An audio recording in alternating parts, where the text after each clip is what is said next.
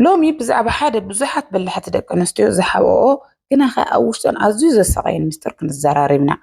بعد خن قرب من الدحريت تملس كن حسابا نسخن بلحت خن أبصرح خن وسيتاوين خن تسقمات نفتح كلا تلكن كل سود ما بنفعت كني مسكرل كني جناخه ناتنا فقر هيوت كما تخلنا حدا زير داك النجار فطر سلمت ان كلن تمالألن بلحت دق أنستيو وترو مستمر رمز اليوم سمعتها بسلست يبلهم ويدما قبو غازيه وخن أود هالطري استأساسرة بزح جزء إذن جرزي عدل وي باد لك مسلكني خون ويدما أنا يتسجم زلني الكل نرس خنتو أصحت خنا جناخ اتحقي خاوزر حقي إزي بسنة عمره ما قديم ما فانترها مع ريت توهل سوع لومي أبز فيديو زي سلم تايو يتبل حنات كن أبكن دزح جزكن نابزي يسمع مع كاركبات كم تورك أزجبركن بالزرزر كن رينا نسخات كن بلحت خن شو عاتك أندس اللي نبنا وتقدمات كأون موزع اللي حكتات مفتحتاتن حزنا متينا لنا زي فيديو زي نمنت كن كتفلطا كابتي بترجع جام حمام البكتوات عن زي حق زكن نينق حت بعزوي حابركم تصنحوا نزي فيديو لايك بمجرد جمرو نزي مهارة channel حدش انتخنكم كأ سبسكرايب بمجرد أباس درابيتنا يخونوا كابتون شو عاتك أندس اللي نبنا وتقدمات قدامي مع الريتنا مخندليت قدامي نتبين بزحت بلحت دق أنستيو زقات من عبي فتنايو نسر ما اتنسباتنا مقيار ويناي مقرام دليتيو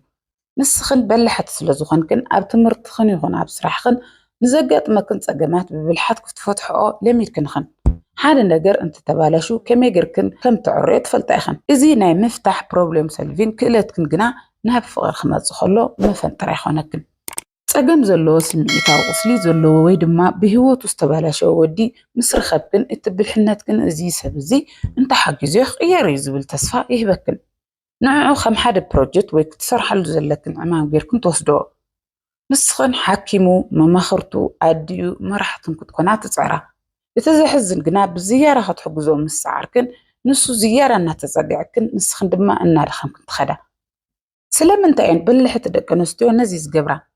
بمسرة سنة فلتات سرعات نيرف نحادا سبكن حقزو ويكاب تسقم كنوزو خلنا حنقولنا دوبومين زبهالنا حقو السمعت يفري إزيد ما أنا تقامتي بزي كاي كنبرا يخلي نجزب السمعت سلاز فترة الكنيو نرسخن كم جيجنا هات قطرات الجمرة أزيقنا ناي حاق فار زي كوناس ناي ميد لاي ديبندنت عدوتي مبار مفتحيو انتايو كبرت حتى حدا نقرك تفلت لكي ماس أمر تخي مع الري بروجكت يكونن قدامي كم تزلو تقبليو حدا ودك تفكر خلخي نتلوم زلو من نتنبر نتصبح خون سب أي تفكري نوعنا مغير زخون حيلخي نرسخن مهنات تتغمرلو كالاي حلف نتكي على ليو نسخن حلف نتكن زلكن نجزا رسخن ترايو نسخ غير زخل بعلو خوصن كله ترايو سالساي بقعت مفتاش أبكن خمي غير غيرو إخيل يلكن تحاسبا إزي سابزي مستي أنا زلن النهاوة تراي يخيديو يلكن حتتا كالاي كامت أن العالم مرداء وين مخنيات مفتر كالاي تقام كامت أن العالم مرداء ويدما نخلو بديلو تمخنيات مفتريو نسخن بلحت سلازوخن كن سبا سلمنتا يكون وخمزي قورو ناي مرداء عبي عمل لكن قناخ إزيس أقازي أفقري ما فانترا يخونكن نعبنات حدا ودي بزي كبري انت تزاريبكن ويسمعت كنتو بدي وو أبكن دينات التكبار طريقة من البات أفسرحتو ترسلو زخونيو ويدما آمنو سنوتو بزح سلستبدليو نابلكن نبادو لتشفنالو نسخن نعو كمتن لعلي تردالو نسخن نعخن تردالكن هيكونا زيد ما سمعتها مزمزا قطق على عيد بركن إتما افتحي تكبار الزارب سمعت كن حلو في تاريخ كن مرداء تبوغيو قناخ ناتلومي قبل اللي خنزف تصمزلو تكبار تراي رأيها رديت understanding مالت نبادل فقاد مهب مالت يكونا قادة بيهاللخن حدا سب كردو اللو زخل كساس سمعت كن زيتان كفتراي سالساي بينك إلى إيز بالإمنات سالساي ناتوي بعليك إلى إيه ويزوخانا سبع يدلينيو زبل جلدل من ناتيو بل حتى دك نستيو مبزحتي جدي كلنا قرب علن كجبراس لزلمدا دخم قلنا السبعة مرأي فرحة زيد ما حلفنا نخصونه يجورم نسخن كلنا قر أنا يفلت أنا كجور اختب لا خلخن وتم حلفنا زي يسمعون ويد ما دقفكوا زي دول ودت نابخن يسحبوا سلم انتاي مخنياتو نسخن كلنا قر سلت تشفنا لهم ንሱ ምንም ፃዕሪ ክገብር ኣይደልን እዩ እዚ ድማ ንዓኽን ዘድክም ንዑ ድማ ዝያዳ ተኸይትፈጥረሉ ርክብ ይፍጠር መፍትሒኡ ከዓ ብመጀመርያ ደገፍ ምሕታት ተማሃራ ንፍዕቲ ምዃን ማለት ኩሉ ነገር በይነ ክትገብሩ እዩ ማለት ኣይኮነን መፃመዲ ክሕግዘኪ ፍቀድሉ ካልኣይ ቦታ ሃብዮ ንስኽን ንኩሉ ነገር እንተተቋፃፂርኩኖ ንሱ ዝሰርሐሉ ቦታ ይብሉን ሓላፍነት ክካፈል ዕድል ሃብዮ ድኻም ኣይኮነን ንሓቀኛ ርክብ መገዲ ምኽፋት እዩ መፃመዲ ክሕግዘኪ ፍቀድሉ እቲ ርክብ ክልተ ሰብ ከም ዘድልዮ ኣይተረስይ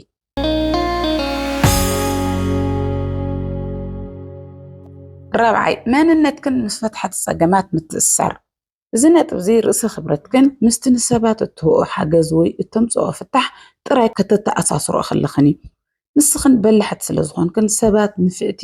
ደጋፊት ወይ ፈትሐት ፀገም ኢሎም ክምስክሩልክን ትደልያ እዚ ድማ ካብ መጠን ንላዕሊ ንሰባት ክትሕግዛን ክትፅግናን ክትብላ ከለኽን መንነትክን ኣብኡ ከም ዝጥሕል ይገብሮ ንስኽን ብባህርኽን መፍትሒ ስለ ዝኾንክን ኣብ ሂወትክን ፀገም ክትረኽባ ከለኽን እዩ ዓቕምኽን ዝውጠን እቲ ዝሕዝን ግን ነቲ ዝተዋህበክን እዚ ኣብ ፍቕሪ ክትጥቀማሉ ከለኽን እዩ ሓደ ፀገም ዘለዎ ወዲ ክትረኽባ ከለኽን ከም ሓደ ዓብይ ፕሮጀክት ጌርክን ትወስድኦ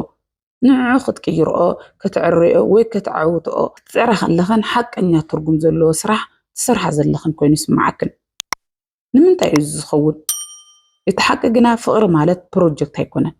ንስኽን ንዕዑ ክትቅይራ ክትቃላሳ ከለኽን ንርእስኽን ትርስዓ መንነትክን ኣብኡ ከም ዝጥሕል ይገብሮ ንስኽን ብባህርኽን መፍትሒ ስለ ዝኾንክን ኣብ ሂወትክን ፀገም ክትረኽባ ከለኽን ንሱ ድማ ኣብ ክንዲ መፃመድኺ ተማሃራይኪ ወይ ሕሙምኪ ይኸውን እዚ ዝኸውን ዘሎ ድማ በዘይቲ ንሰባት እትህቦ ደገፍን ንርእስኽን ከም እኹል ጌርክን ስለዘይትርአያ እዩ ሓገዝ እንተዘይገረ መን ይፈትወኒ ወይስ እንታይ ጠቕመይ ዝብል ስውር ፍርሒ ክህልወክን ይኽእል እቲ መፍትሒ ግን ብመጀመርታ መንነትክን ፍለጣ ንስኽን ካብቲ ንሰብ እትህቦ ደገፍ ንላዕሊ ኢኽን በዘይ ዋላ ሓንቲ ምፅጋን እውን ክትፈቀራ ዝግበአክን ክቡራት ምዃንክን እመና ካልኣይ መፃመድኽ እምበር ፕሮጀክት ኣይትምረፂ ንስኽን መፃመድኽን ክትመርፃ ከለኽን ኣቐዲሙ ዝተዳለወ ብስለት ዘለዎ ሰብ ምረፃ እምበር ክትሃንፅኦ ክትዕርዮ ጥራይ ኣካል ኣይትምረፃ ምክንያቱ ንስኽን ሰበይቱ እምበር ኣዲኡ ወይ ሳይኮሎጂስት ናቱ ክትኮና ኣይግበአክንን ሓምሻይ ኩሉ ነገር ናይ ምቁፃር ድሌት እዚ ነጥብ እዚ ኩሉ ነገር ኣብ ትሕቲ ቁፅፅር ክኸውን ዘለክን ድሌት እዩ ንስኽን በላሕት ስለ ዝኾንክን ነገራት ብኸመይ ክኸሩ ከም ዘለዎም ንፁር ራእይ ኣለክን እዚ ኣብ ስራሕኽን ውፅኢታዊ ገብረክን እዩ ግና ኸ ኣብ ፍቕሪ ዓብይ ፀገም ይፈጥር ስለምንታይ ምክንያቱ ኩሉ ነገር ክትቆፃፀሮ ስለትደልያ ምስቶም ዝተዳለወሎም ጥራይ ክኸዱ ዝደልዩ ውሳነ ክወስኑ ዘይኽእሉ ወይ ድማ ሓላፍነት ክወስዱ ዘይደልዩ ኣወዳት ክትተኣሳሰራ ትኽእላ ንስኽን ክትመርሓ ክትውስና ክትቆፃፀራ ከለኽን ውሕስነት ዘለክን ኮይኑ ይስማዓክን ግና ኸ እዚ ርክብ እዚ ሓቀኛ ርክብ መፃምርቲ ዘይኮነስ ንስኽን መራሕቲ ንሱ ድማ ተኸታሊ ዝኾነሉ ዘይሚዛናዊ ርክብ ዝኸውን ንምንታይ እዩ ዝኸውን እዚ ናይ ምቁፃር ድሌትክን መብዛሕትኡ ግዜ ካብ ፍርሒ ዝምንጮ ንሱ እንተገይርዎ ክባላሾ እዩ ወይ ንሱ ኩስን እንተገዲፈዮ ነገራት ካብ ኢደይ ክወፁ እዮም ዝብል ስጋት ስለ ዘለክን እዩ እቲ ሓቂ ግን ሓቀኛ ፍቕሪ ኣብ እምነት እምበር ኣብ ቁፅፅር ኣይስረትን እቲ ናይ መጀመርያ መፍትሒ እምነት ማዕብላ ነገራት ካብቲ ንስኽን ዝሓሰብክኖ ወፃኢ ብኻሊእ መገዲ ክኸዱ ከም ዝኽእሉ ተቐበላ መፃመድኽን ባዕሉ ክጋገን ካብ ገይጉኡ ክምሃርን ዕድል ሃብኦ ካልኣይ ክእለት ምሕዃር ኩሉ ነገር ክትቆፃፀሮ ምስ ትፅዕራ ንርእስኽን ብውጥረት እትቐትላ ዘለኽን ሓላፍነት ክካፈል ፍቐዳሉ እዚ ድማ ነቲ ርክብ ሚዛን ክህልዎ ይገብር ሻርሻይ ንኩሉ ሰብ ንምሕጓስ ምፅዓር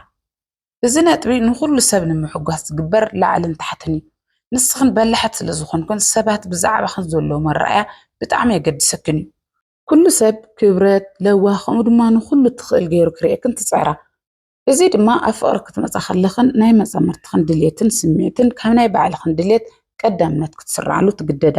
ንስኽን ንዑ ንምሕጋዝ ንሱ ዝደልዮ ንምግባር ወይ ድማ እትርክብ ሰላማዊ ኮይኑ ንኽቕፅል ክትብላ ስምዒትክን ትሓብኣ ቃንዛኽን ትውጠራ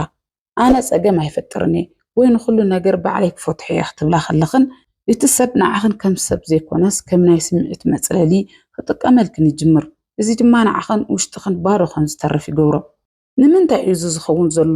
እዚ ዝኸውን ዘሎ ካብቲ ድሌትክን እንተተዛሪበ ሰባት ይርሕቑን ይኾኑ ወይ ጥራይ በይነከ ይተርፍ ዝብል ስውር ፍርሒ እዩ። በላሕቲ ስለ ዝኾንኩን ኩሉ ነገር ክትፈትሖ ከም ትኽእላ ስለተኣምና ንናይ ባዕልኽን ድሌት ምስዋእ ከም ንፍዓት ጌርክን ትወስዶ። ግና ኸ ሓቀኛ ርክብ ኣብ ክልቲኦም ምስምዕማዕ እምበር ኣብ ሓደ ወገን ጥራይ ዝግበር መስዋዕት ኣይኮነን። እቲ መፍትሒ ቀዳማይ ኣይፋል ምባል ተምሃራ። ንኩሉ ሰብ ከተሐጉሳ ኣይትኽእላንኽን። ሓደ ግዜ ኣይፋል ምባል ንርእስኽን ዘለክን ክብሪ ዘርኢ እዩ። ካልኣይ ድሌትክን ግለጻ። መጻምርትኽን ንስኽን እንታይ ከም ዘለይክን ክፈልጥ ግደፋሉ። ድሌትክን ምግላጽ ብልሕልነት እምበር ድኽመት ኣይኮነን። ሻውዓይ ኣብ ክንዲ ነቲ ሓቂ ነቲ ተኽእሎ ምፍቃር። እዚ ነጥቢ ናይ መወዳእታ ምናልባት ዝኸበደ ነጥቢ እዩ። ሓደ ሰብ ሕጂ ንዘለዎ መንነት ዘይኮነስ ናይ መጻእ ክኸውን ዝኽእል ተኽእሎ ወይ ፖተንሻል ምፍቃር እዩ። ንስኽን በላሕቲ ስለ ዝኾንክን ረኣይ ኣለክን። ሓደ ሰብ ዘለዎ ተውህቦን ዓቕምን ቀልጢፍክን ናይ ምርኣይ ክእለት ኣለክን። እዚ ጸጋ እዚ ኣብ ፍቕሪ ክትጥቀማሉ ከለኽን ግን መፈንጥር ኣይኮነክን። ሓደ ሰብ ብዙሕ ድኽመታት እናሃለዎ ንስኽን ግን እንተደኣ ሓጊዘዮ እኮ ከምዚ ክኸውን ይኽእል እዩ ወይ ፍቕሪ እንተሂበዮ እኮ ክቕየር ይኽእል እዩ ኢልክን ተሓስባ።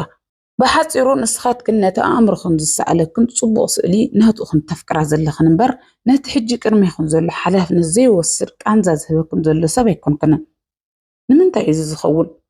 እዚ ዝኸውን ዘሎ ንስኽን ንኹሉ ነገር ምጽጋን ስለ እትፈትዎ እዩ። ሓደ ቀዲሙ ዝተደውሎ ብሱል ሰብ ክትረኽባ ከለኽን ዝስራሓሉ ፕሮጀክት ስለ ዘይብልክን ህዱእ ክትብላ ኣይትኽእላን። ግና ኸ ተኽእሎ ወይ ፖተንሻል ማለት ናይ ገና ዘይተጨበጠ ሓሳብ እዩ። ሓደ ሰብ ክቕየር ዝኽእል ባዕሉ ክወስን ከሎ ጥራይ። መፍትሒኡ ከዓ ቀዳማይ ነቲ ህሉ ሓቂ እመና። ሓደ ሰብ ሎሚ ንዓኽን ዝሕዘክን ዘሎ ኣግባብ እቲ ሓቀኛ መንነት እዩ። ኣብቲ ክኸውን ይኽእል እዩ ዝብል ትምኒትክን ተመርኪስክን ህይወትክን ኣይተጥፍኣ። ካልኣይ ዝምጥነክን ሰብ ምረፃ። ንስኽን ኣቐዲሙ ንፍዓት በላሕትንኽን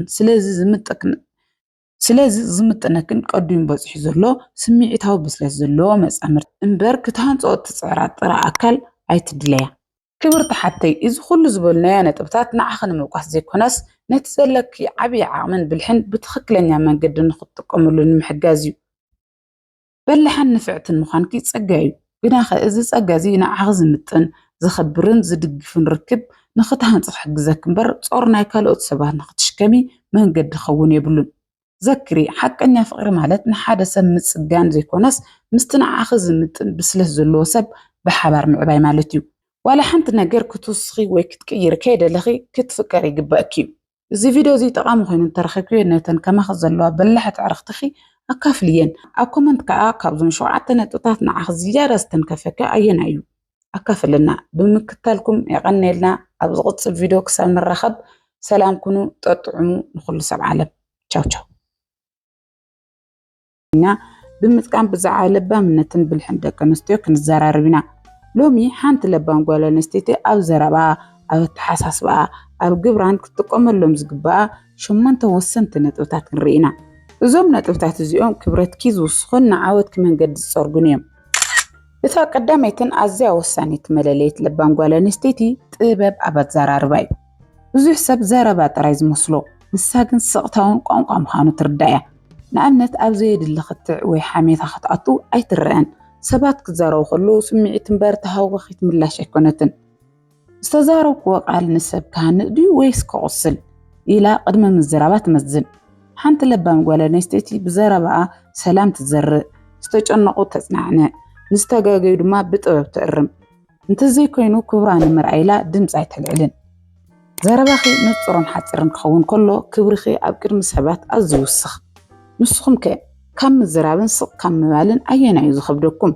ኣብ ኮመንት ጻሓፉልና ክንመሃረሉ። ካልኣይ መለለየት ሓንቲ ለባም ጓል ኣንስተይቲ ስምዒታታ ክትቆጻጸር ምኻላ እዩ። ዓለምና ብብዙሕ ፈተናታትን ዘቆጥዑ ነገራትን ዝተመልአት እያ። ለባም ጓል ኣንስተይቲ ግና ንስምዒታታ ከምልጎም ጌራ ትሕዞ እምበር ስምዒታታ ክመርሖ ኣይትፈቅድን።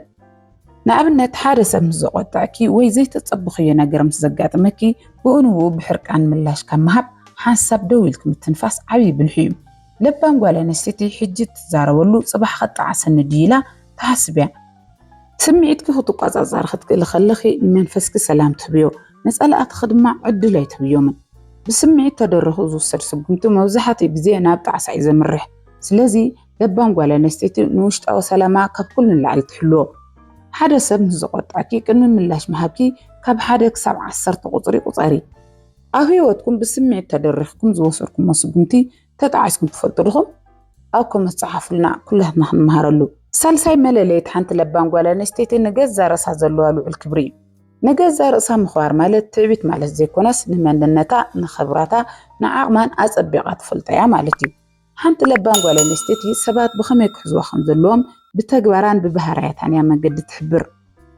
ክብራ ኣብ ዘይሕልወሉ ቦታን ዋጋ ኣብ ዘይወሃበሉ ዝርርብን ብጥበብ ርእሳ ተርሕቕ። ካብ ዝኾነ ሰብ ንላዕሊ ኣነ ንርእሰይ ክኸብር ኣለኒ ኢላ ተኣምን። ንርእስኺ ክትኽብሪ ከለኺ ሰባት እውን ንዓኺ ንምኽባር ይግደዱ። እዚ ክብሪ እዚ ድማ ካብ ውሽጥኺ ዝምንጮ እምበር ካብ ፅባቐ ገፅኪ ወይ ካብ እትለብስዮ ክዳን ጥራይ ዝመፅእ ኣይኮነን። ሓንቲ ጓል ኣንስተይቲ ንርእሳ ክትኽብር ከላ ኣይፋል ክትብል ትኽእል እያ። ኩሉ ሰብ ንኸተሐጉስ ኢልኪ ክብሪ ከይትሕስሪ።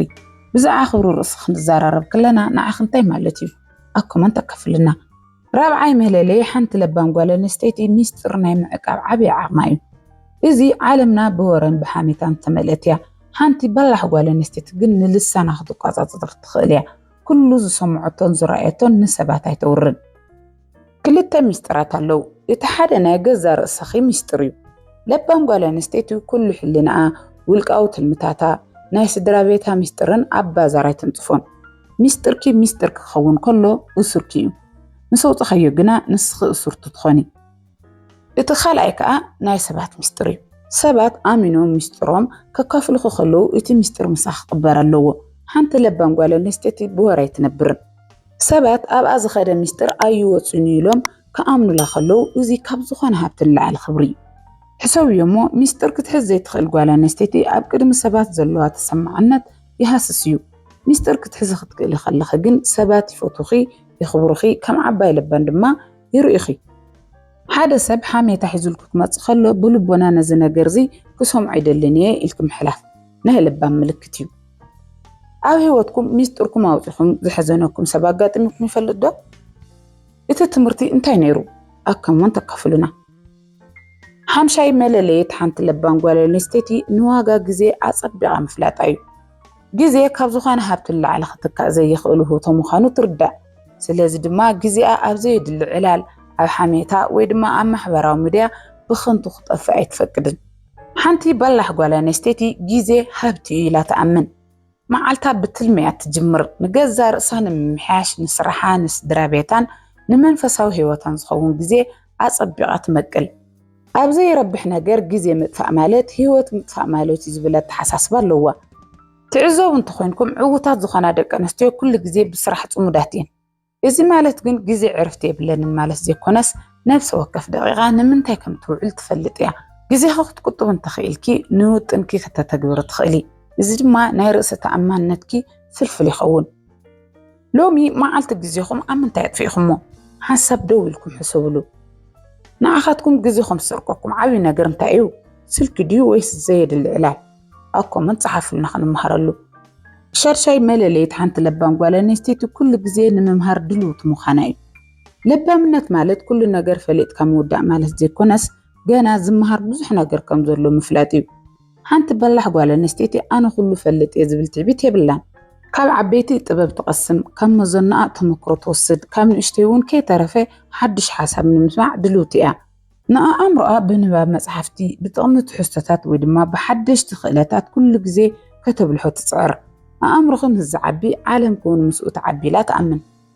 ክትምሃር ድልውቲ ዝኾነት ጓል ኣንስተይቲ ምስ ግዜ ክትስማዕማዕ ትኽእል እያ። ኩነታት ክቕየሩ ከለዉ ንሳውን ብፍልጠት ብብልሓትን ትቕየር። ስለዚ ኩሉ ግዜ ንሓደሽቲ ነገራት ዓይንኺ ክፉት ይኹን። ኣብ መዓልቲ እንተነኣሰ 15 ደቂቓ ንባብ ወይ ጠቓሚ ቪድዮ ምርኣይ ልማድ ግበሩ እዮም። ኣብ ዝቐረባ ግዜ ዝተምሃርኪ ሓድሽ ነገር እንታይ ኣሎ? ኣብ ኮመንት ኣካፍልና። ሻውዓይ መለለየት ሓንቲ ለባም ጓል ኣንስተይቲ ንፀገማት ብብልሕን ብህድኣትን ምፍታሕ እዩ። ህይወት ብብድሆታት ከጋጥምዋ ከለዉ ሓንቲ በላሕ ጓል ኣንስተይቲ ተስፋ ካብ ምቑራፅ ወይ ካብ ምጉርምራም ትርሕቕ። ኣብ ክንዲ ስለምንታይ እዚ በፂሑኒ ኢላ ትበኪ። ከመይ ገይረ ነዚ ነገር እዚ ክፈትሖ ክእል ኢላ እያ ትሓስብ። ፀገማት ንዓኺ ንምስባር ዘይኮነስ ንዓኺ ንምህናፅ ከም ዝመፁ ትርዳእ። ኣብ ግዜ ጭንቂ ኣእምሮኣ ኣህዲኣ መፍትሒ ትደሊ። ንሳ ንፀገማት ናይ ገዛ ርእሳ ጥራይ ዘይኮነት ንስድራ ቤታን ንዕርኽታን እውን ከይተረፈ መፅናዕኒዒትን መማኻሪትን እያ። ብብልሒ ፀገማት ክትፈትሒ ትኽእሊ ከለኺ ኣብ ከባቢኹ ዘለዉ ሰባት ንዓኺ ከም ዓንዲ ገይሮም ይርኢኺ። እዚ ድማ ናይ ለባምነት ዓብይ መረጋገፂ እዩ ዝኾነ ፀገም ከጋጥመክ ከሎ ቅድሚ ስምዒታዊ ምዃንኪ ሰለስተ ክትወስድዮም እትኽእል መፍትሒታት ኣብ ወረቐት ፀሓፊ ኣብ ሂወትኩም ብብልሒ ዝፈትሕኹሞ ዓብይ ብድሆ ኣሎ ድዩ ንኻልኦት መምህር ክኸውን ኣብ ኮመንት ፀሓፉልና ሻምናይ እቲ ናይ መወዳእታ ነዚ ኩሉ ዘጠቓለለ ናይ ሓንቲ ንመለለይት ለባም ጓል ኣንስተይቲ ለጋስን ደንጋፂትን ምዃን እዩ ለባምነት ብልሒ ጥራይ ዘይኮነስ ንሰባት ብርህራሄን ብትሕትናን ምርኣይ እዩ ሓንቲ በላሕ ጓል ኣንስተይቲ ንኻልኦት ንምሕጋዝን ንምትብባዕን ንድሕሪት ኣይትብልን ለጋስነት ክንብል ከለና ገንዘብ ጥራይ ማለት ዘይኮነስ ፅቡቅ ቃል ምዝራብ ምስተሸገሩ ምስማዕ ወይ ድማ ንሓደ ሰብ ተስፋ ምሃብ እዩ ካልኦት ሰባት እንታይ ይስምዖም ኣሎ ኢላ ክትሓስብ ትኽእል እያ ሰባት ኣብ ጥቓ ክኾኑ ከለዉ ሰላምን ፍቕርን ክስምዖም ከሎ እዚ ናይ ሓቀኛ ውሽጣዊ ፅባቐ ፍልፍል እዩ ሓንቲ ለባም ጓል ኣንስተይቲ ብብልሃት ትኽበር ብትሕትና ድማ እትፍቶ እያ ለውሃት ንዓኽ ዝሕስር ዘይኮነስ ንመንነትኪ ዝያዳ ዘንፀባርቕ ዓብይ መርኣያ እዩ ሎማዓንቲ ንሓደ ሰብ ፅቡቅ ቃል ብምዝራብ ወይ ብምሕጋዝ ክትውዕሉ ፈትኑ ካብዞም 8 ነጥብታት ንዓኹም ዝያዳ ዝፈትኹሞ ወይ ክትሰርሕሉ ዝደለኹም ነጥቢ ኣየና እዩ ኣብ ኮመንት ኣካፍሉና እምበኣርከስ እዞም 8 ነጥብታት ነዚ ናይ ሎማዓንቲ ቪድዮታትና ነይሮም እዚኦም ኣብ ሂወትካ ክትትግብሮም ተደኣ ጀሚርኪ ንርእስኺ ጥራይ ዘይኮነስ ንኸባቢኹን ክትቀይር ኢኺ እዚ ቪድዮ እንተደኣ ፈቲኹሞ ላይክ ክትገብሩ ወይ ትረስዑ ከምኡውን ንኻልኦት ኣሓትና ንምብፃሕ ሼር ግበርዎ ሓደሽቲ ዝኾንኩም ከዓ ሰብስክራይብ ብምግባር ስድራ ቤትና ይኹኑ ኣብ ዝቕፅል ቪድዮ ክሳብ ንራኸብ ሰላም ጥዕሙ ንክትሰብ ዓለም ቻው ቻው በሊሕ ሰብ ሰባት ዝሓስብዎን ከምኡውን ዝሓብዎ ዝኽውልዎ ኩሉ ብቐሊሉ ምፍላጥ ይኽእል እንታይ እናተፈጥረ ከም ዝኾነ ናይ ምርዳዕ ዓቕሙ ኣለዎ እዚ ዝገብረሉ ግና ካብ ሰባት ክውል ኢሉ እዩ መስተውዕሊ ሰብ ካብ ሰባት ኩሉ ዝሓብኦም 7 ሚስጥራት ኣለዎ ንሳቶም ከዓ ለማዓንቲ ኣብዚ ቪድዮ ክንዘራረብ ኢና ንስኻትኩም እውን መስተውዕልትን በላሕትን እንትኾንኩም ንባዕልኹም በዞም 7 ነገራት ምፍታሽ ትኽእሉ ኢኹም ሳይንስ እንታይ ይብል መስለኩም ኣእምሮኹም ሓደ ነገር ሓቢኡ እንተሒዙ ብውሽጥኹም ዝለዓለ ርእሰ ተኣማንነትን ዶፓሚን ይፍልፍል ይኹን ዳ እምበር እቲ ነገር ንሰባት እንተተዛሪብኩም ኣእምሮኹም ስርሑ ከም ዝውድእ ገይሩ ይሓስቦ እሞ ለውጡ ከተምጡ ዝደፋፍኣኩም ሓይሊ ወይ ጉልበት የጥፍኣልኩም ሎማዓንቲ እንዘራረበሎም ነጥብታት ንዓኻትኩም ዝኾነ ህግመተኩም ዘይኽእል ምስጢራዊ ሓይሊ ክቕይረልኩም እዩ ሓደ ነገር ክብለኩም ግና እዚ ቪድዮ ክሳብ ዝውዳእ ኣቓልቦኹም ካብ ዝሰርቁ ነገራት ርሓቑ ቀዳማይ ምስጢር ስርዓታዊ መሸፈኒ መሃይምነት ወይ ድንቁርና ኣብ ጥቓኹም ዘለዉ ሰባት እንትትዕዘቡ እንታይ ይረኣየኩም ብዙሕ ሰብ ይፈልጥ እየ እናበለ እንትዳፋእ ፍልጠቱ ንምርኣይ እንትህወኽን ኣብ ቅድሚ ሰብ ንፉዕ ኮይኑ ንኽረአ ፃዕርዓር እንትብል ትርእዩ ይኹን ዳ እምበር ናይ ብሓቂ ኣስተውዕልትን በሊሕን ሰብ ዝጥቀመሉ ሜላ ካብዚ ፍጹም ተፃራሪ እዩ ንሱ ዝጥቀመሉ ናይ መሃይምነት መሸፈኒ እዩ እዚ ማለት እንታይ ይመስለኩም ንስኻትኩም ሓደ ነገር ብልክዕ እናፈለጥኩም ካብቲ ዝዛረብ ዘሎ ሰብ ብልዓሊ ዓሚቕ ኣፍልጦ እናሃለወኩም ዝኾነ ከም ዘይትፈልጡ ኮይንኩም ስቕታ ምምራፅ ማለት እዩ ንምንታይ ምኽንያቱ ንስኻትኩም ስቕ ኢልኩም ዓሻም ትመስሉ ኣብ ከባቢኹም ዘለዉ ሰባት ንዕቐቶም ነይሩ እዩ ሳይንስ ኣብዚ ከምዚ ይብል ወዲ ሰብ ብተፈጥሮ ንባዕሉ ልዕል ኣቢሉ ምርኣይ ይፈቱ እዩ ንስኻትኩም ንሓደ ሰብ ዝኾነ ይፈልጥን እስካ ረድአኒ እንትብሎ እቲ ሰብ ብውሽጡ ናይ ኩርዓት ስምዒት ይስምዖ ካብኡ ኣእምሮ ምጥንቃቕ ደው ይብል ንስኻትኩም ከይፈለጥኩም ንሱ ናብ ምምሃር ቦታ እንተውፅዎ ንሱ ከዓ ደው ከይበለ ምሉእ ሚስጥሩ ይዝርግሕ እዚ ብስነ ልበናዊ ፅንዓት ማሕበራዊ ምሕቢ ይበሃል ንስኻትኩም ከም ንቑሓት እንተተራእኹም ሰባት ይጎድፍኹም እዮም ሓበሬታኹም ይሓብኡልኩም ካብኡ ሓሊፉ ከዓ ንዓኻትኩም ከውድቑኹም ይዳለዉ ግና ኸ ንስኻትኩም ከም ዘይትፈልጡ ኮይንኩም ምስ እትቐርቡ ሰባት ዝፈልጥዎ ነገር ብምሉእ ይዝርግሑልኩም ንስኻትኩም ከይተዛረብኩም ካሊእ ሰብ ብትኽክል እትፅንዕሉ ዓብዪ ሜላ እዚ እዩ ኣብ መንፈሳዊ ዓለም ትሕትና እቲ ዝዓበየ ናይ ጥበብ ማዕፆ እዩ ንስኻትኩም ይፈልጥ እየ ምስ እትብሉ ሓድሽ ነገር ናይ ምቕባል ዓቕምኹም ይጎድል ኣይፈልጥን ኢልኩም ትሕት ምስ እትብሉ ግና ዩኒቨርሳል ፍልጠትኩም ይገልፀልኩም መስተውዓልቲ ሰባት ኣብ ስቕታ ውሽጢ ዓብዪ ሓይሊ ከም ዘሎ ይፈልጡ ኣብ ስቕታ ከም ውሽጡ እውን ካሊእ ሰብ ምስ እትሰምዑ እቲ ሰብ ብውሽጡ ዘሎ ባዶ ብዝርርብ ክመልኦ ይፍትን ንስኻትኩም ከዓ እቲ ባዶ ርኢኹም ከመይ ክትሕዝዎ ከም ዘለኩም ትርድኡ ናይ መንፈሳዊ ኣቦታት ልሳን ካብ ምግዛእ ኣብ ዝከኣልካሉ መዓልቲ ሽዑኻ ፀላኢኻ ዝረኸብካዮ ዝብሉ ነዚኦም ንስኻትኩም ስቕ ምስ እትብሉ ፀላእትኩም ኣባኻትኩም ዘለዎም ሓበሬታ ይስእኑ ንስኻትኩም ግና ንዓዓቶም ዘለኩም ሓበሬታ እናወሰኺ ይኸይድ ኣብ ስራሕ ቦታኹም ወይ ከዓ ኣብ ንግዲ ዓለም ውሽጢ እንትኾንኩም ወላ ንስኻትኩም ኩሉ ከም ትፈልጡ እንተሪኢኹሞም ሰባት ይቐንኡልኩም ንስኻትኩም ግና ከም ተምሃራይ ኮይንኩም ምስ እትቐርቡ ሰባት እዚ ምሽኪን እዩ ዝኾነ ስለ ዘይፍልጥ ኢሎም ይግምትኹም እዚ ንዓኻትኩም እቲ ዝዓበየ ምሕቢ እዩ ኣብ ስቕታ ውሽጢ ናይ ሰብ ጉድለት ናይ ሰብ ትሕትና ናይ ሰብ ሓሶት ናይ ሰብ ጉርሒ ተንኮል ብግቡእ ትርድኡ እቲ ሰብ ከም ዝሓስኹ ኣይተረድእንን ኢሉ እንትሓስብ ንስኻትኩም ግና ሕድሕድ ምንቅስቓሱን ተግባሩን እናመዝጉብኩም ኢኹም እዚ ማለት ልክዕ ከም ቺት ፀወታ እዩ ንስኻትኩም 5 ስጉም ንቕድሚት እናሓሰብኩም ንሱ ግና ብሓደ ስጉም ክዘናጋዕ ፈቒድኩም ዘለኹም መስተውዕሊ ማለት ዓቋኢልካ ምዝራብ ኣይኮነን እንታይ ደኣ መዓስ ዓሻ ምምሳል ከም ዘለዎ ምፍላጥ እምበር ንስኻትኩም እዚ ሚስጥር እንተተረዲእኹም ካብ ሎሚ ጀሚሩ ሰባት እትረድኡሉ መገዲ ክልወጥ እዩ ሕጂ ከዓ ካብዚ ብዝበለፀን ብዘገረመን ንዓኻትኩም ንድሕሪ ዝጎተኩም ካልኣይ ሚስጥር ንርአ ካልኣይ እትፈልጥዎ ናይ ሓሶት ልክዕ ኣብ ህይወትኩም ጉዕዞ ውሽጢ ዓይንኹም እናረኣኹም ክሕስኹም እቲ ሰብ እናሓስቦ ከም ዝኾነ ብውሽጥኹም 100% ርግፀን ዳንታት ዝኾንኩምሉ ወዝቢ ኣጋጢምኩም ኣይፈልጥን ሽዑ እንታይ ጌርኩም ብዙሕ ሰብ ከም ዝሓሰኻ ፈሊጠካ እየ ኢሉ ብምዝራቡ ናይቲ ሰብ መሸፈኒ ንምቕላዕ ይፍትን ይኹን ዳእምበር ንስኻትኩም ኣስተውዕልቲ እንትኾንኩም እትፈልጥዎ ናይ ሓሶት ግድፊ ከም ዓብዪ ተጋዳላይቲ ሚስጥር ትሓብእዎ ሓደ ሰብ ከም ዝሓሰብኩም ዝፈለጥኩም ስቕ ምስ እትብሎ ኣብ ስነ ልቦና ዘትሩዝ ባይፈር ዝበሃል ናይ መከላኸሊ ድልድል ተዕብዩ ሳይንስ ከም ዝነግረና ሓደ ሓሳዊ ሰብ ሓሳዊ ኢኻ ኢልኩም ምስ እትነግርዎ እቲ ሰብ ናይ ምክልኻል ነቕሓቱ ሽዑ ንሽዑ ናብ ዲፈንስ መካኒዝም ይቕይሮ ብዝበለፀ ምጥንቃቕ ይጅምር ብዝበለፀ እቲ ሓሶቱ ሓቂ ምእንታን ክመስል ይሓዋውሶ ካብኡ ሓሊፉ ንስኻትኩም ተጠርጠርቲ ገይሩ ብምምሳል እቲ ጌጋ ናባኻትኩም የዝሮ ሓሶት እናፈለጥኩም ከም ዘይፈለጥኩም ኮይንኩም እንተቐፂልኩም ግና እቲ ሰብ ኣባኻትኩም ዘለዎ ነቕሓት ይወርድ ንዓኻትኩም ከም ዓሻ ወይ ከም ቀለልቲ ሰባት ይቆጥርኩም ኣብዚ ግዜ ንስኻትኩም ዓብዪ ዕድል ትረኽቡ እቲ ሰብ ዘይተጠንቀቐ ዝነግረኩም ተወሰኽቲ ሓሶቱን ብሓቂ ዕላምኡን ብዝርዝሩ ምጽናዕ ትኽእሉ ንስኻትኩም እትፈልጥዎ ናይ ሓሶት ግድፊ ብምሕብዓኹም እቲ ሰብ ብባዕሉ ንባዕሉ ይሕሊፉ ክህብ መፃወድያ እናዘርጋሕኹም ልእኹም ንስኻትኩም ናይ ሰብ መንፈስን ናይ ዝርርብ ሓቅነት ናይ ምፍላይ ፀጋ ክህልወኩም ይኽእል ግና ኸ ዝፈለጥኩም ኩሉ ብምዝራብ መንፈሳዊ ድኽመት እዩ መስተውዕልቲ ሰባት ኣብ ሰብ ልቢ ዘሎ ሓሶትን ክፍኣትን እንትርእዩ እዚ ሓበሬታ ንትዕቢት ነቲ ሰብ ስም ንምጥፋእ ኣይጥቀሙሉን እንታይ ደኣ ንባዕሎም ንምሕላውን ነቲ ሰብ ንምፅላይን ይጥቀሙሉ ናይ ሰብ ሓሶት እናፈለጥኩም ስቕ ምስ ትብሉ ውሽጥኹም ሰላምኩም ትሕሉ ካብ ምክርኻርን ምጉያቕን ትተርፉ ናይ መንፈስ ጥንካረ ማለት ናይ ሰብ ጉድ ኣውፂኻ ምዝራብ ዘይኮነስ ናይ ሰብ ጉድ እናፈለጡ ካብቲ ሰብ ተንኮል ጉርሒ ንባዕልኻ ምሕላው ጥበብ እዩ ንስኻትኩም ኣብ ስቕትኹም ውሽጢ እቲ ሰብ ኣብ ዘይበፅሓሉ ኣብ ዝለዓለ መንፈሳዊ ብርኪ ትበፅሑ ሓሶት ሓቢእኹምሉ እንትቕፅሉ በዚ ርክባት ውሽጢ ሪሞት ኮንትሮል ኣባኻትኩም ኢድዩ እቲ ሰብ ንዓኻትኩም ዝቆፃፀር እናመሰሉ ይሕስወኩም ንስኻትኩም ግና እቲ ሓሶት ከም ሓበሬታ እናተጠቐምኩሉ ኢኹም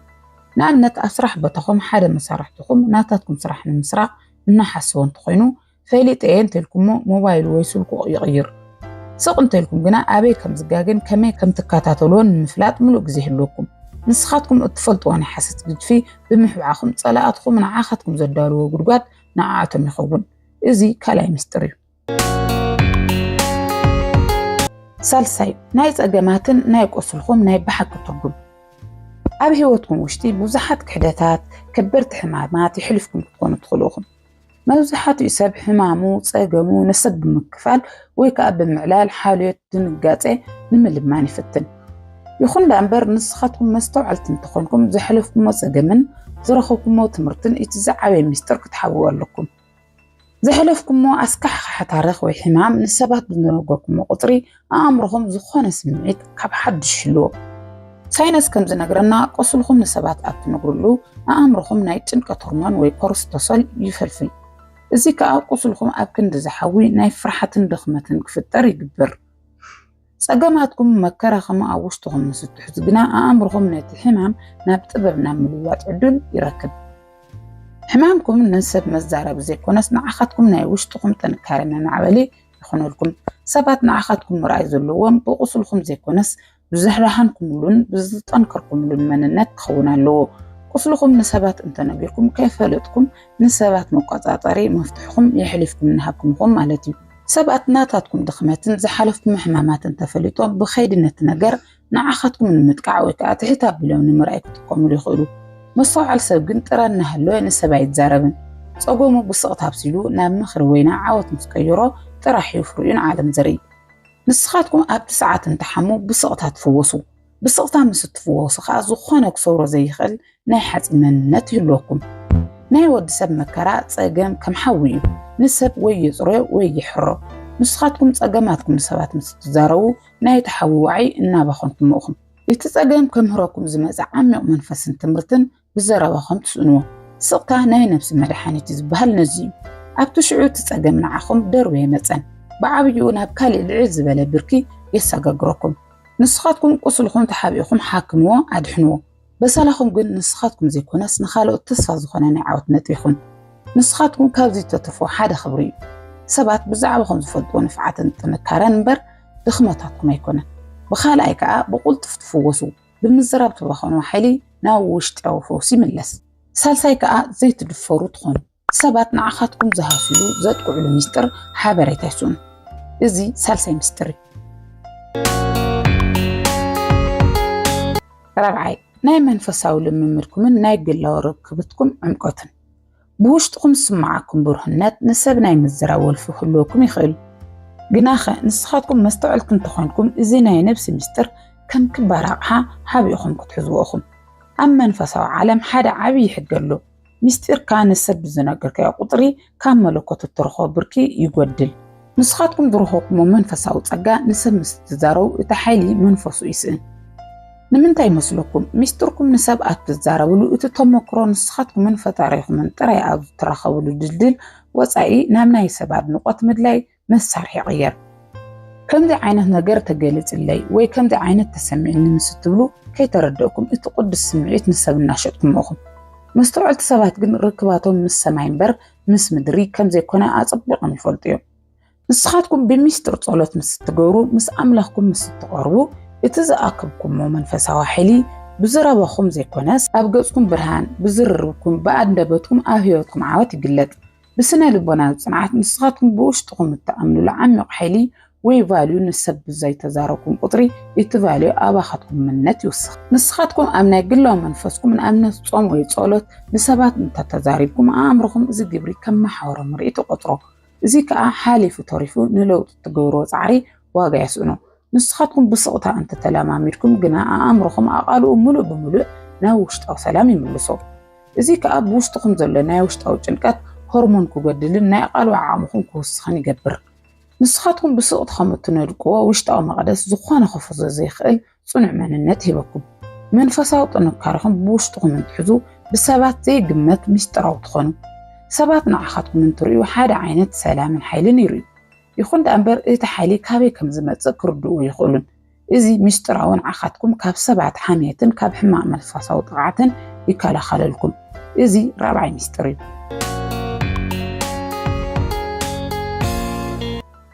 حامشاي نايت ألاقتكم كتس على سبمي مفلاتكم أو هيوتكم وشتي حادة سبكو قاداءكم كتاقاقو لكم وي بأخاتكم حما نقر كسرح مخانا قدكم تفليتكم انتاي مقوركم ما بزحاتو يساب كل فايليت يقلو بمزرابو سألاقتن مبأسي هوخ يخون دا أنبار نسخاتكم مستوعلتن تخوينكم سلا سألاقكم زلكم حابريتا كم عاوي مستر فتحاول لكم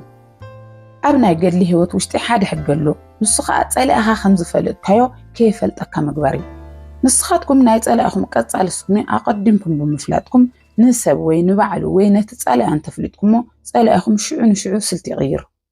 بزبالة سخاء يتنقع ويكا أنا عاخاتكم كتقعوا اللزخيل كالي زي تطبخ ما نقاري دلي مفلاتكم حابئكم قناها كم زي فلتكم كونكم انتقدتلكم سألاقكم بزرالو يمن قدي برؤسة عمانا تمالي قعز نسخاتكم أبسطهم وشتي نسو زدالو ومأسري كمي كم تفتحوا نابناي بعلو ختم اللصو ملق زي ترخو نسخاتكم دوكيسكم خم إلو انت حسب نسخاتكم نقحكم مصنحكم سألاقكم قنا كجمرة كسعاري قبرو ناي ودسا أمرو زي تطبي نقر انت قانفو ناي محسابا ناي موسانا عقمو يبتاتنا نسخاتكم ناي سألاقكم تنقل فريدكم سقم ستبلو عاوة تقورو بحالي زي كونس بمسن باديو سألاقكم طقعات أتجمرو لساعات نسخاتكم بزقد بقى تداليكم انترخوكم بستفت رسم بادئ نعاقاتكم عبي مساريو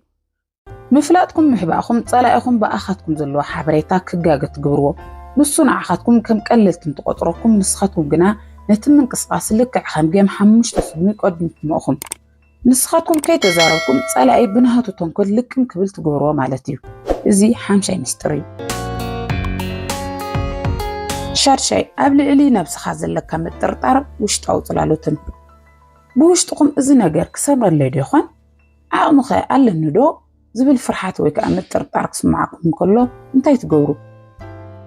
مبزحة يسب إزي وشتاو دخامو نسب مزراب أجو خزو المبراتات يعني مركب يفتن يخون دا أنبار نسختكم أستوعلتن تخونكم أبعل نازل لنا مترطر نسب مزراب عبي وركات مخانو تردوخم بسبات أمر وشتي نعخم زلو من أكلت بقعت ويقمت شعو نشعو ناقولكم مؤخم سبات نعخم زريخم نسخاتكم ننوسخم بتوا وقالت كيو نسخاتكم أكلن كفرح يمستبلو سبات نعخم نمحقاز زي كوناس نعخاتكم من متكاء ويكاء كبخاتكم نلا على حلافنة مركب عدلي رخبو ساينسكم زبلو ترد تاريخم بوشتقم حيسكم أقرن تغليبكم أمركم إيرا بلاستيك زبهال كيدي حدش نايمين فرمن قدي عبي نسبت انت تزاربكم قنا ترد تاريخم أمركم كم حق يتعنو نسخاتكم ترد تاريخم بمستر حيسكم انت تساريحكم قنا دقاو عالم ناتاتكم لك عخان تصنع إني رأيكم إزي نايسبات الرأيخة تموليسون عاخاتكم رسة عمانتكم يعبيركم أب مريحنتن سلطان المشتي عبي حقي دخمت كان نسألة أتخاخونا فتوتخا أيدر زبليو نسخاتكم بوشتكم زلو صلالوت نسبات انتريخم سبات نعاخاتكم بقللو خطكم لزخولو سنة لبنا وخارطة إنها كمونكم تخونكم فلتو ترد تاريخم بمشتر بمحاسكم سبات كل جزين عاخاتكم كفرحكم من كخوركم يقبر مستوعب السبب فرحاتو نفات أرن ننوبس الدرايت زارب نعالم قنا كمان بس أخوين واتسب نسخاتكم أبسوطهم وشتي ترطركم كتقالسو أبسبات قنا زي كاير ساقا مقا زي بالزبلشم تطرفو نسخاتكم بوشتكم ولا انت تتجنقكم قوركم قنا تقارس إخوان شعو ترطركم بخيدي نابتن كاري لقوة بمنفسو عالم نايوشت أو تنكاري خنفتاني رأي نسخاتكم قن مترطركم نسب انت تزاريكم بوشتكم كصنع زقبونا امنت حلي النفسكم موخم منفسو تنكار زركب بوشت إذا سمعنا فرحات بسقطا خيل كام حلافيو نسخاتكم ترطار خم حابيكم كتتصعرون كتصلون يتم الترطار كم حاوي عريكم ناي سباد نقط ويم مقواس ويم برد تعزي كوناس نهاتاتكم وشتاعات نهيوا حق من الناس ندق نسخاتكم بسقطاكم نباعلكم سعرو شعوب برهانكم أبدا برهان كبرهيو وشتكم بمترطار زنورو زي كوناس كاب مجمرتو ارقص انياتاتكم زنوركم كوينو نعالم الرأي شاعين ناي موداتا وسانكم سقمتاتكم حدا نجر مغوار ملو بملو وسينكم نهلكم وساناتاتكم نعالم التريلو معسيو موزحات إساب أو وسانا مسبتحي إزين مغوار وسين إيه بممال الزارب بناخا نسخاتكم مستوعلتن تخينكم ناي موداتا سقمكم وسيت مبارب دمس قدما يسمعان ساينس كم زيبل حدا نجر باقاتا من تفتر أمرنا تنجر المقوام ويدون مبال زلو عقمي ناب زيرو يورد نسخاتكم وساناتاتكم أقدمكم انت تزاريكم سبنت وسانات غير ويكدناويو عنك فاتكم عدلنا طعام لكم وساناتاتكم بمستر حيسكم باقاتا مع قبر انت ترخيبكم عالم بسقط أخذكم تقدد إزي باستراتيجي زتودع نجر مالتي نسخاتكم نسابات من الزرع عدل يتحبون مخنياتو نسخاتكم أبسطة وشتي وصانكم ناب قبرو لويتكمكم أب منفسو عالم كأمي جمار زي كونت نفسام اتزعبه بركتيو نسخاتكم وصينكم السبات تتزارو نايم في الصالح حيلكم يبتن منفسو تنكار زركب بسقطة تحازرو أما يودعتا تصنحو الثاني نسخاتكم غير يتولو أتجيب رأيو لكم وخم ترأيو إزي نايم ودعتا سقطة أنا عاختكم كم منفسو مسانا خلات حلوكم فتعري بميستر الصنوك سمو ودعتا بصناعة وصنو سبات زخونا نايم في السماحيلي يهبكم نسخاتكم أبسطة وشتي كاوسانا ناوستي تحلفو نايم ودعتا سقمكم بميستر مستحزو بأكهبا بيخم زلكم سبات نعاختكم زخونا كوكازا طرخون كم زي خلو يردو إذا سب كزارب زي كونس كجبرينا نريوز بالشم تمعبلو إذا كأ بقالاتكم فرحات بفوتو تخون كأ فوتون كبر فتر مستوى على سبقين قال زي كونس وتصيت يزهد نسخاتكم أبسطة وشتي عبيلة وتنصو شعو عالم سلاناتاتكم معلات جمر نسخاتكم جين سقطاكم كم زقطلكم تخونوا مخنياتو نايبة حكا حلو زولو بستزاربكم مقال زي كونس بزتقبركم مقبر خمزو خونات تفلطو نايزي channel سدرا بيت نايلو ما عن تستزاررونا لشعات مسترات قلل تحبريت يكونن نسخاتكم مستوعلتي بعل قرماتات زي سعروز قوروكم ناي طباب مفتحيتات يوم بزحات سبات من النت بمزراب عاوت بعوتا حمام كأب من مع حلفي فتون نسخاتكم قنا كابل معن تجميركم من رجعاتكم استفليخن أبسوطهم وشتي حيلة أكبو بمستركم كأجرما موجسكم عيو عالم دمت الزلوا كله تسمع تخون التخورة قنا سقطات جزء ترحيب إذا فيديو انت فاتحكم لايك سبسكرايب شير بمقوار حوارنتكم رأينا تشاو تشاو تطعموا نخلص العالم